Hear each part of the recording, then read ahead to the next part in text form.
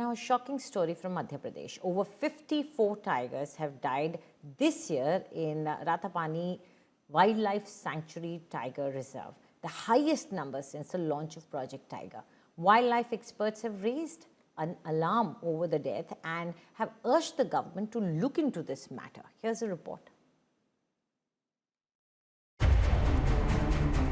Wildlife experts in Madhya Pradesh are ringing alarm bells over a rise in tiger deaths.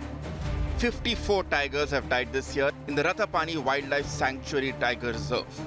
This is the highest number of tiger deaths in a year since Project Tiger began in 1973. Project tiger 1973 में शुरू हुआ था। उसके बाद से पहली बार ऐसा हो रहा है जब बाघों की मौत का आंकड़ा मध्य प्रदेश में 50 के पार चला गया हो। अगर हम आंकड़ों की बात करें तो साल दर साल बाघों की मौत के आंकड़े बढ़ रहे हैं, जो इस टाइगर स्टेट के लिए चिंता की एक बड़ी वजह फिलहाल बने हुए हैं। Data accessed by India Today shows that the Forest Department has categorized only 6 out of the 54 tiger deaths as natural. According to the data, 16 died due to infighting, 7 tigers died due to electrocution, 6 died due to natural causes, 6 due to unknown causes, 3 fell victim to poachers, and 2 were killed by trains. Madhya Pradesh में जो tigers की मौत के लिए शिकारी उपयोग करते हैं वो हाई टेंशन या बिजली के तारों का उपयोग किया जाता है। क्लच वायर के जरिए बाघों को मारा जाता है।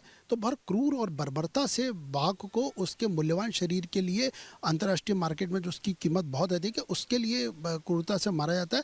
और शिकारियों को सजा दिलवाने में वन विभाग की पैरवी कमज़ोर रहती है, जिससे कि बाघों का शिकार लगातार बढ़ता जा रहा है।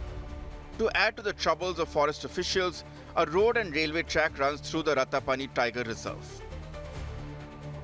India Today has accessed a letter written by Principal Chief Conservator of Forests and Chief Wildlife Warden to the State Forest Department Secretary and the Bhopal Divisional Railway Manager.